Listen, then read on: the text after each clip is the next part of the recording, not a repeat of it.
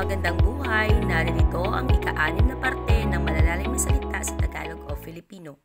Una, ipagbabadya. Ito ay nangangahulugang sasabihin. Pangalawa, kaginsa-ginsa, na nangangahulugang di inaasahan.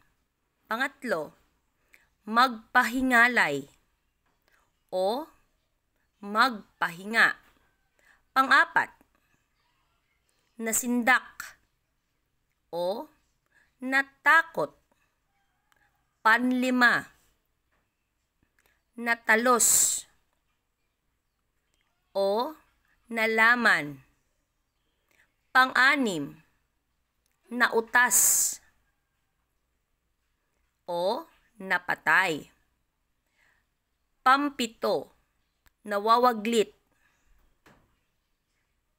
o nawawala. Pangwalo, nililo o tinatawag ding dinaya. Pangsyam, palamara o masama. At ang pang-10, piging.